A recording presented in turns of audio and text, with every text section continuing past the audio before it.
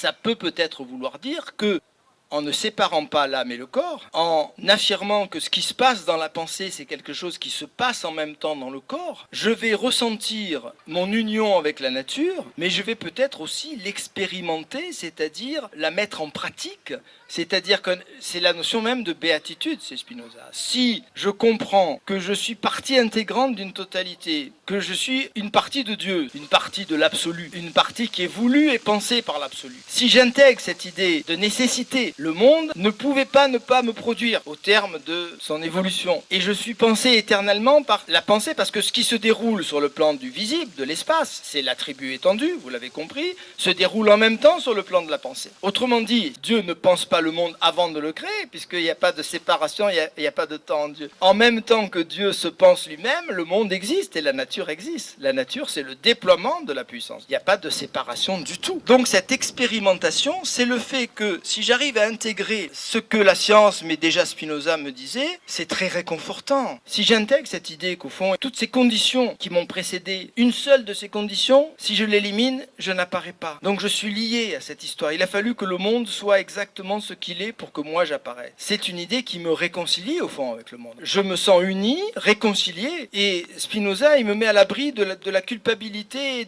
et du rejet. Je me porte bien quand je me sens chez moi dans un monde qui m'a produit et qui m'a peut-être pensé même de toute éternité. Donc c'est ça l'expérimentation de l'éternité. C'est l'expérience de Dieu. C'est l'expérience de l'intemporalité. Que disait Aristote dans l'Antiquité? Il disait, si j'étais entièrement dans le temps, je ne m'apercevrais pas qu'il y a du temps. Si j'étais dans le temps et que je coulais avec le fleuve qui coule, je serais dans l'éternité. Qu'est-ce qui fait que je vois que les choses bougent? C'est que moi, il y a quelque chose en moi qui ne bouge pas et qui me permet. Si j'évoluais en même temps que le coureur du 100 mètres court, je ne le verrais pas courir. Ce qui me fait comprendre que le coureur court, c'est que quand il est sur la ligne des 50 mètres, je me souviens qu'il était dans les starting blocks, c'est que quand il est sur la ligne d'arrivée, je me souviens du parcours qu'il a fait. Donc moi, je suis en dehors de cette temporalité. Si j'accompagnais le coureur tout au long de sa course, il n'y aurait pas de course. Donc pour qu'il y ait perception du temps, il faut qu'il y ait quelque chose en nous qui soit extérieur au temps. Donc c'est pas tellement original. Simplement, Spinoza va un peu plus loin encore, en disant cette extériorité par rapport au temps, je peux l'expérimenter, c'est-à-dire vraiment la vivre au plus profond de moi. Et à ce moment-là, j'arrive à ce mot mystérieux de béatitude. J'éprouve un sentiment de bonheur, de la joie aussi. La joie, c'est pas le plaisir, hein. C'est un sentiment très profond qu'on vit rarement, hein. La joie, il y a des moments dans ma vie